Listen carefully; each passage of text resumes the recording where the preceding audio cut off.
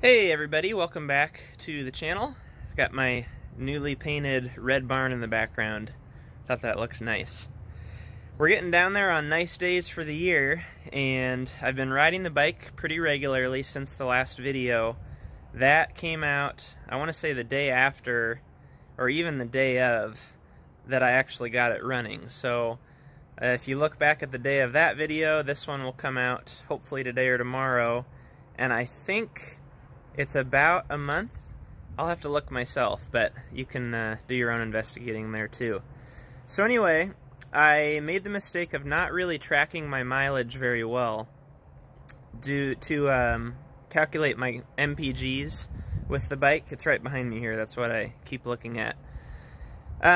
So I have sort of a rough idea of where I went and how often, but not accurate at all, and I'm a little bit bummed by that, because with it getting colder now, I don't know how much longer I'll actually be riding, but I've been trying to ride it whenever possible to really save on gas and make sure everything's running right, and just do it the justice of having sat for the last, I think, 2 years or so, and get it back on the road. So anyway, I wanted to show you just a couple things I'm going to do here quick, tune-up wise, to make sure things are in good shape, and we'll see what it looks like.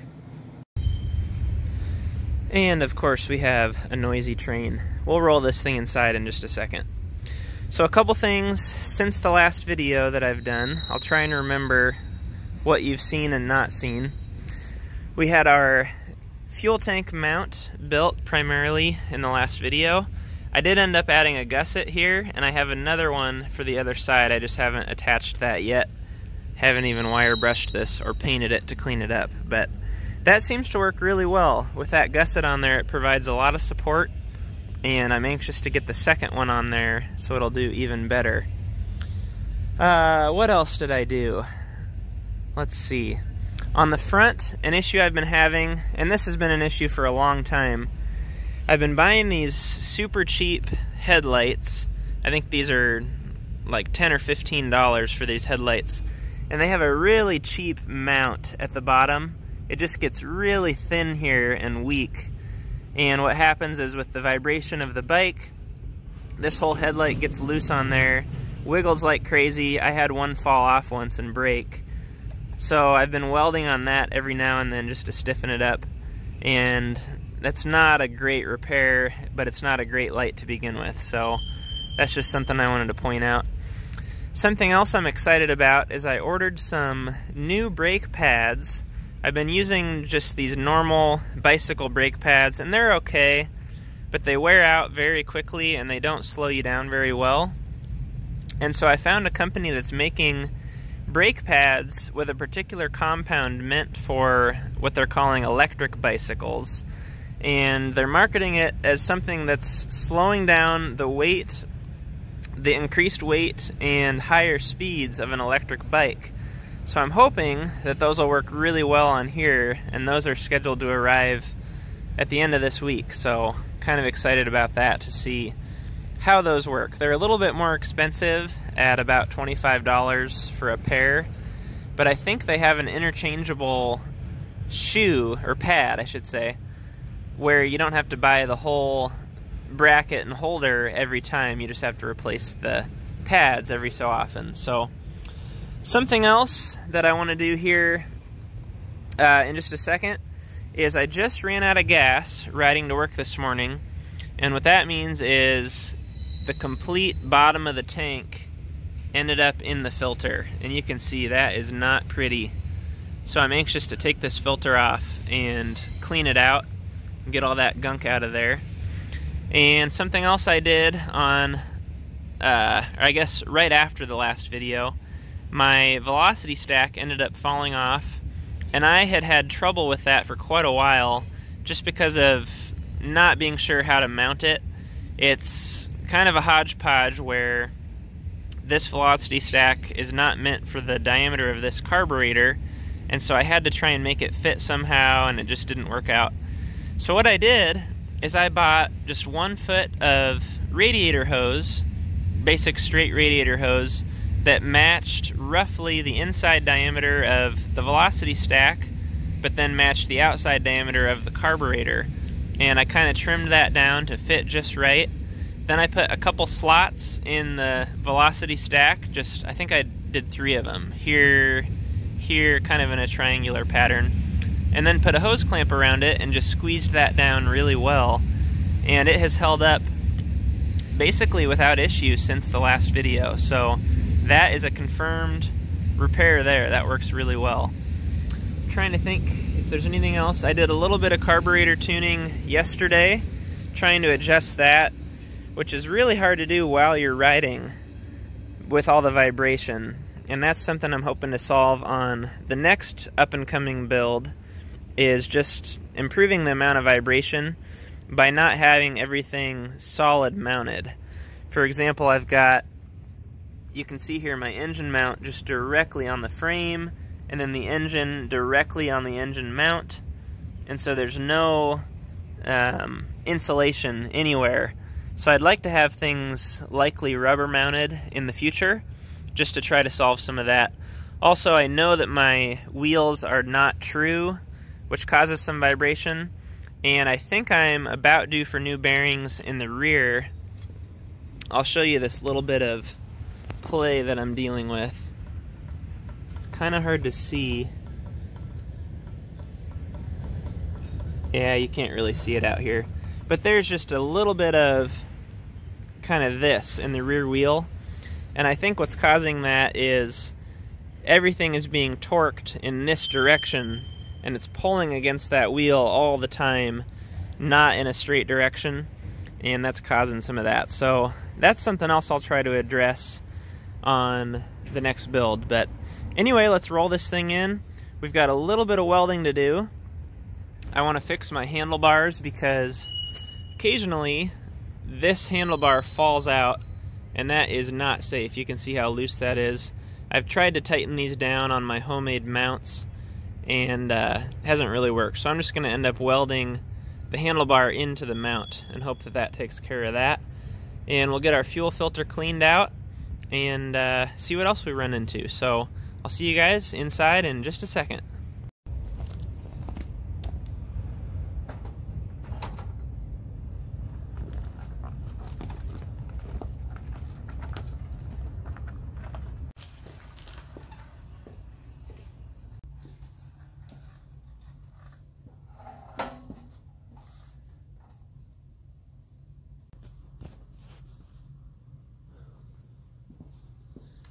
Okay guys, let's do a little bit of welding here.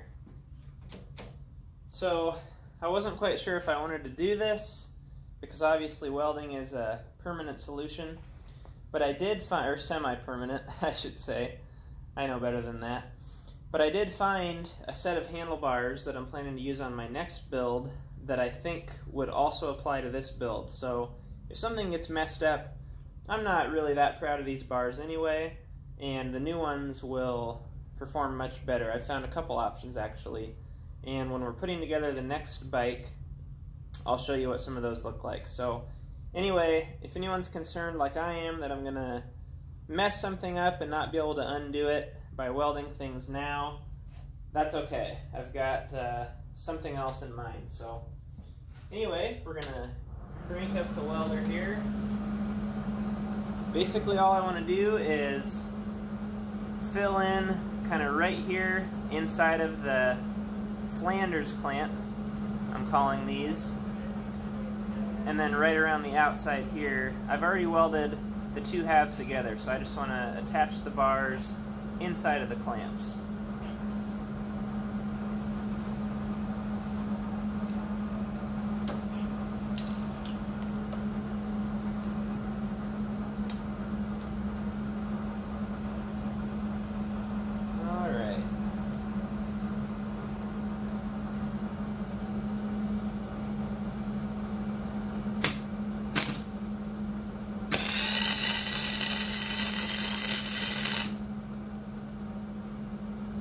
I'm just going to kind of go half and half here.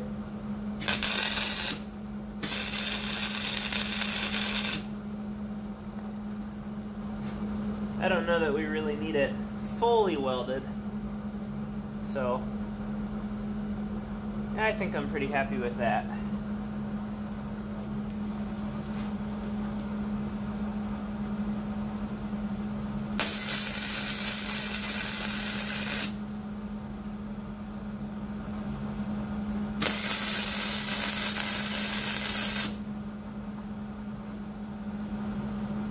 Not going to be pretty, but that's okay.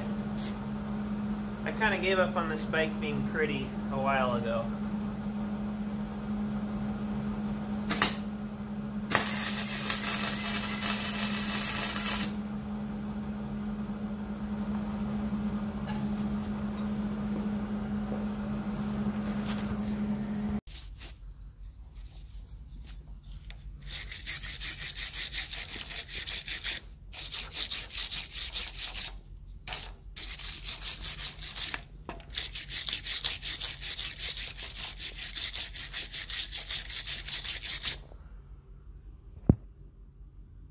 Not bad.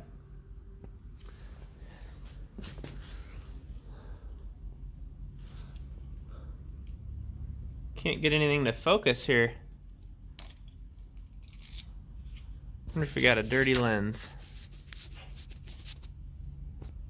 Nope.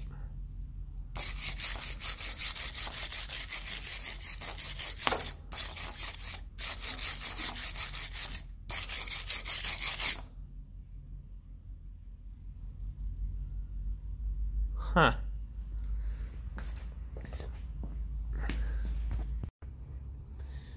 Here's the filter all cleaned up. I didn't quite get a video of it.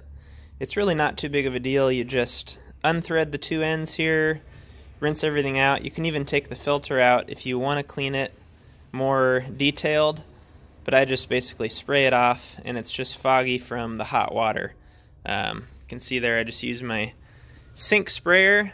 It's a very handy thing to have on your shop sink is a sprayer attachment. So we've got that cleaned up and put back together. It does have an in and an out that are labeled. And I really like these filters, especially on things where you've got like a metal tank or a rusty tank or something where you know that it's going to be getting dirty regularly. That way you can just clean it and put it back instead of having to buy a new filter every month or whatever the case might be. So in this case I've got it on the bike obviously, and what I'm figuring is once I get the tank sort of cleaned out by way of the filter, it'll be taken care of. Another case is on the truck, my Dodge shop truck. If you've seen those videos, I've got another one of these filters right up in the engine bay, so it's very accessible, and that has a tank that is also metal and rusts a lot, and so I can just access this filter very easily, and I'll know when it gets dirty because the truck starts to not want to idle and it just lacks fuel. So I'll sure enough go under there, look under the hood, and the filter's dirty, so clean that up real easily. Alright, we'll just slide it back on. Got the out facing forward and the end of the back. Then we'll top off this fuel tank, and I'm going to try and do a better job of tracking my mileage, but I do want to kind of run over where I've been or the mileage I've put on and see. The last that I had figured, I thought I was getting about 100 miles a gallon, but that's just a very rough estimate. So anyway, I'm going to get this back on with two hands and we'll see how she runs.